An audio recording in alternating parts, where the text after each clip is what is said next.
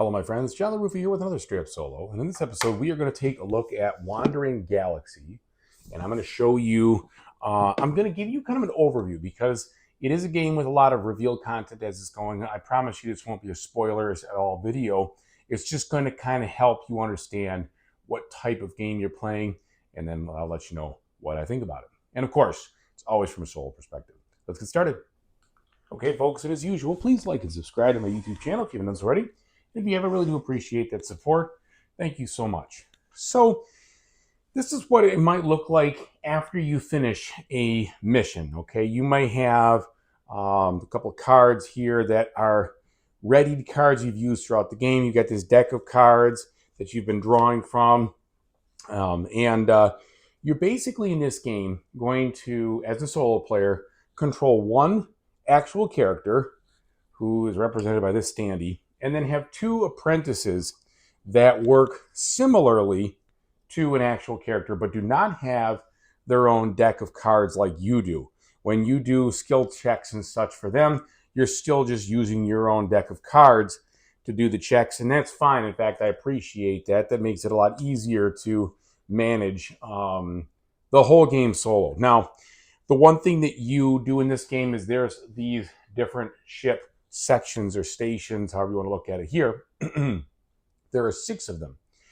And you must assign at least one to each of your apprentices and your characters, but you have to control all 6. So for instance, you could assign, 2 to this guy, 2 to this guy, and then, 2 to yourself.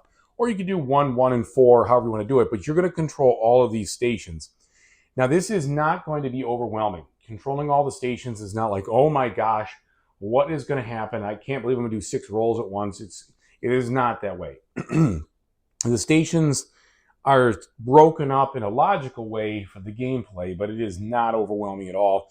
They really represent kind of an elaborate split up player board. And when you work the ship, you will be able to take one action per station and do skill checks and such based on what you're doing in those actions, based on who controls them. And it's really pretty simple, okay? So I would say don't let that worry you from a solo standpoint. So what is this game about? Well, the supposition of the game is that you can do anything you want and kind of go do all these things and be very free-flowing and free exploring to basically score 7 profit per game before you would have other things end the game. Like, for instance, get 7 threat. You would end the game at that point. If you lost all your life support, you'd end the game. If your hull goes to 0, you end the game. Those are the 3 main ones that I know of that end the game on a negative side. On a positive side, as soon as you gain that 7th profit, you then end and you win, okay? And the story of the game is that you are trying to pay off this freighter that you've bought, this mail ship as it was, and basically just kind of break even with this loan shark who, or loan octopus, I guess you could say, that has lent you money to buy this ship. And you could do that traveling all over this galaxy, getting missions, doing different things, or I should say jobs, and really it is a very, very free-flowing experience in the regards of you have a lot of freedom to do what you want and how you want to do it. And with that comes a lot of unknown, okay? So this game basks in the idea of unknown. You get a little bit of information, and then everything else that happens, you're just kind of flying by the seat of your pants, so to speak. But that doesn't mean you don't make good choices or good strategic decisions. So just opening to this first page, this will kind of help you see the way the game works. This is how you begin the game in this station over here. And one of the things that the game forces you to do is within revealing something new, you have 45 seconds to assign your characters to any of these roles over here. And they basically say, look at the icons and make some decisions. And if you don't do it fast enough, you have to put in one of these tokens, these red tokens, which will put in your bag. And this game has a bag building element, which I'll talk about in a second. It will potentially hasten your demise, okay? Because if you draw one of these out, you will raise the threat by 1, and if you raise it to 7, that's it. All right. So they're trying to get you to make a little bit less of a hasty or more of a hasty decision on what to do here, and that's okay. If you don't want to play with that, I guess you could just say I'm not playing with that mechanic. Um, but there's a built-in timer in the app, which I'll show you in a second, as far as the app is concerned. And that kind of gets you to make decisions on what you're going to do. And then what you're doing is you are executing on these things one at a time. And you will do, if you do this step, you follow that instruction. If you do this step, you follow that instruction, etc. So you go from top to bottom, resolving these things. Most likely there are going to be multiple skill checks. And the way the skill check works in this game is you have this deck of cards that you will you can add to and improve throughout the game. And you will draw 3 of these cards, 1, 2, 3, for instance. And you're going to look at these icons, and the skill checks are going to say 2 types of icons usually. And those 2 types, you add them all up and figure out, do you meet the threshold? And there's also ways to improve these. You will have some of these perk tokens that you can play. You can play them after you've done the cards, so you use them when you need them. And if you're doing, they always will tell you you're doing a type of action. For instance, if you're doing a sneak action, my character would add +1 to that result. And if you're using your other apprentices, you see they do other things, right? Like this guy has +1 to the pilot, +1 to target. Plus he has an inherent 2 of these on them. And you also get to add any specific icons that you have from a ready card standpoint and any other modifiers there. So it sounds like it's complicated. It's really not. You basically just have to know, all right, I'm drawing a boundary around this is what I have in play, and then I can go ahead and do these things. And then let's say you're 1 up short. You can take these stress cards from the game, and the game has all these cards in them, okay, because it's a card-driven game. You can take a stress card, add it to your discard pile, and roll a die. And if you roll a 1 or a 2, you add 1 or 2 to the result. Or if you roll a blank, which I'm very fond of rolling, you don't add anything to the result, and that's it. You can stress each of your characters, other characters that are not participating in the actual test, once per test. And when you do that, there's usually a couple of different thresholds, all right, or 2 or 3. So sometimes there's just 2. It'll be like 0 to 4, you get this, which is usually a bad option or a less than optimum. And then, 5 plus, so you get that, and that's usually better. But there is even some that are 0 to 4, 5 to 6, and 7, and so there's kind of a gradation of what you get out of them. And a lot of them, in most cases, will tell you to enter something into the app, and then it will play out a piece of the content or story, however you want to look at it, with the rewards or penalties and what happens in that regard. And so, for instance, on this one, it says, what does that say? The Torbat's nest, I think is how you say it. So you don't know going here, well, what am I going to do if I check my swagger? Okay. If I go to this spot, what could happen? And so when you're making these decisions, you're doing it with a lot of limited information.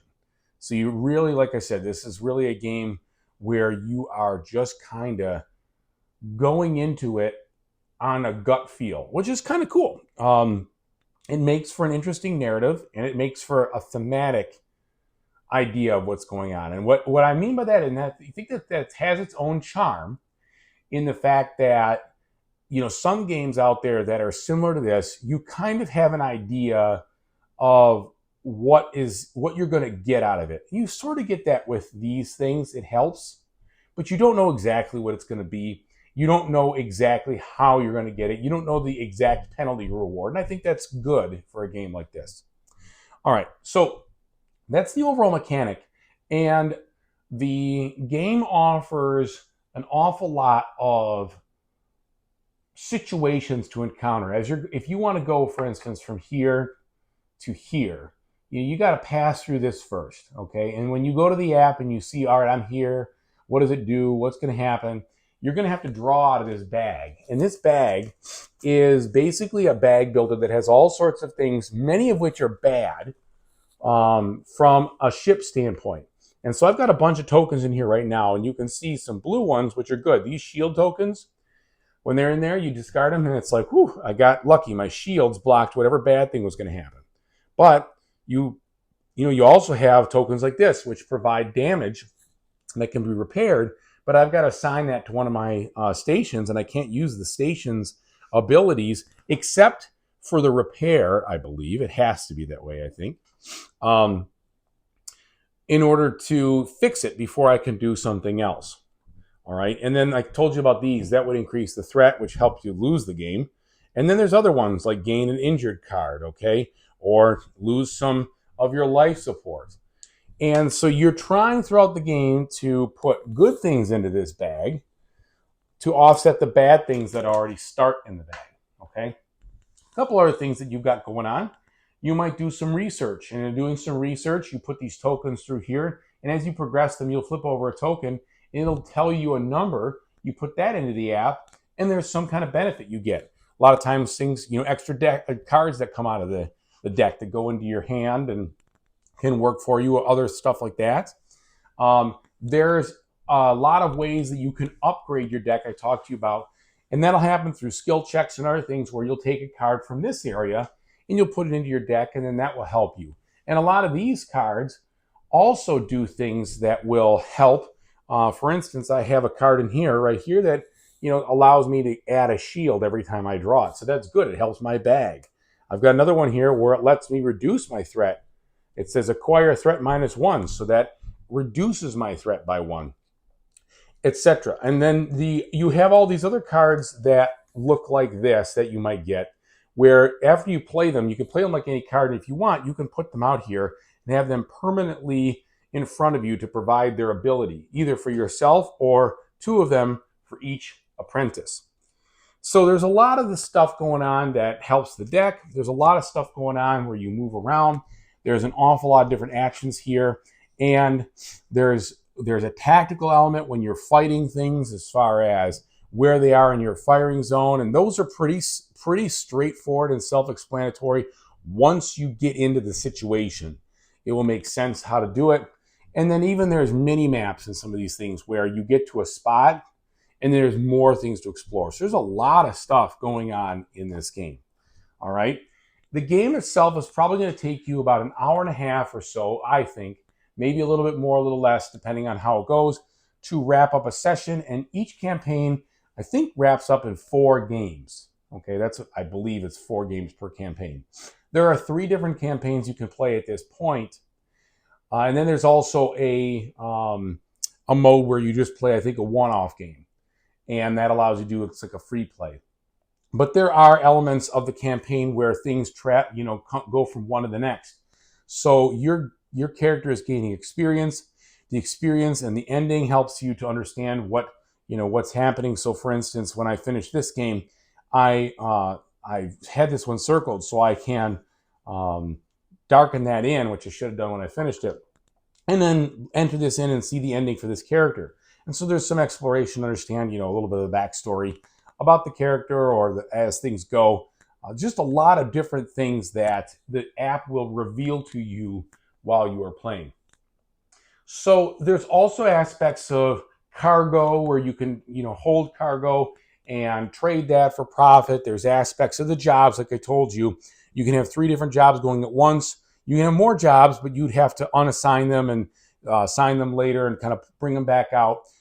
There's a combat element to the game for sure with the ships and even other checks that have to do with combat, like fight and things. The engineering station is pretty it's pretty contained to power, and you need to spend power to travel with your ship. And if you run out of power, you have to spend supplies or life support. If you run out of life support, that's it. They also manage the hull. And so it's all kind of logical in the fact that these stations make sense to what you do. Okay, so like I said, lots of cool stuff going on. You will keep track of your ship, your upgrades, different people that don't like you, that you're wanted by, dock violations, other things. Like there's just a lot of persistent stuff from game to game from the campaign, and your bag is persistent too. So is your hull. and life support, as far as I could tell. So the campaign aspect is done really well, and I think in a 4-mission campaign, there is just enough. That's a lot of content, but it's also not too much. It's not like, oh my gosh, I've got a 12-game slog here to figure out what I'm going to be doing, and I got to keep these people alive. Like it puts a little bit more of the. I can be a little risky. I've got to make this work for 4 games, not 12. But at the same time, I know that they said that every time you play a campaign, it will go most likely in a different direction. I can tell you that it absolutely could, because you can go to any of these places that you wanted and kind of veer off on your own to try to fill in. Like you may have 1 or 2 major jobs, but you could do other things to try to, see what I could do to get that profit. So, all right. So that is a big overview without any real spoilers, I believe. The last thing I want to show you, though, is I'm just going to kind of pull it up. This is the app as it stands at the end of 2024, okay? So the app is not completely finished, and they say so. Let me show you. See, so like right now, hopefully you can see that okay. It is in beta version 0.4.9. The first campaign and the whole first free play thing is done. Campaign 2 and 3 are close. Copying, I don't know what that is. Audio and tutorial, it's got some ways to go, okay? When you enter the campaign, you really are going to either continue or start. There's not a lot of other options here. They show you options. That just has to do with your timer, your voice effect. But one thing that this does not have, and I think it needs, is some type of rules lookup or frequently asked questions for the rules or some kind of database.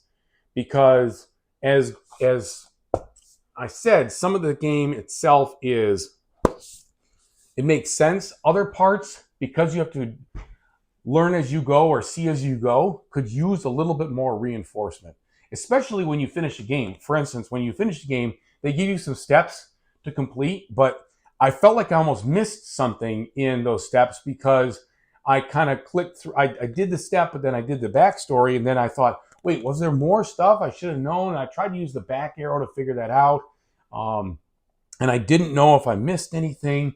And then there's some other things I started to second guess. So there is some of that needs to be refined. And one of the things they don't tell you in the rule book, is what happens between games. They really don't get into that. They don't, like, as far as here's the exact steps to, finish a game. Okay. It just says completing a campaign, saving progress. It'll just say the app will walk you through it. Now, it does say what to reset here, as far as, okay, you do a successful run, you do this. That's like how the game completes. But it just says the app will walk you through it. Okay. And I think it would be helpful if there was a way to reference those steps some other way. In the app or out of the app, but I want to see them before I have to get to that point, and I want to be sure I did everything right. Again, I'm doing a persistent game here. So if I miss a step or miss a couple of steps, that might impact, future games, and maybe I did something wrong and then I play. I like completeness there. I like knowing I did it right. This game does not really reinforce knowing that you did it right because of a lot of the way the app works. So I'll give a little more of that when I talk about what I think, but that's the overview and hopefully a good enough review for you to understand about this game. All right, so Wandering Galaxies, I think, is aptly named Wandering Galaxies. You definitely doing some wandering through this game. There is a lot of stuff. I could do this, I could do that. I've got a general idea of what I'm supposed to be doing, but it's very free, very open, and that is a cool situation, okay? And I think that the whole system itself works very well together and plays very well as a solo game. I like the story. I like the way it's narrated. I like the way that the consequences in the game puts pressure on you. So I got into some ship combat and I really wasn't all that prepared for it. And I thought, oh my gosh, if I don't deal with this like right now, I might lose this game by just getting blasted out of the sky, or I might lose because I took so much damage. So it does put some impetus on, you kind of have to be a little prepared or you might pay for it. But that preparedness is tough to know because you're kind of, flying sort of blind. And so you got to go into that knowing this experience is like that, that you're going to stick your neck out and you're going to find out what's around the corner the hard way.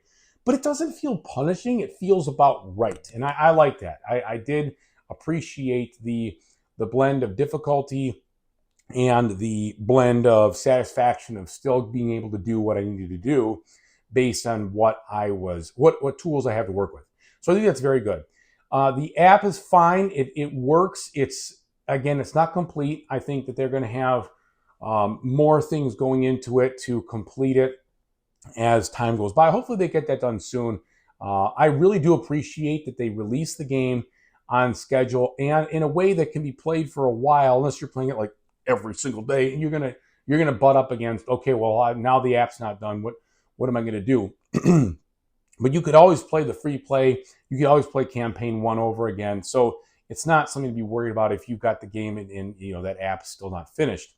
But at the same time, I think that there's some opportunities for improvement here. I said before, if you're a gamer like me, you do like to know you've got it right. And I would like to see more around that, especially in the app, of like endgame procedures or combat procedures, or just I need more.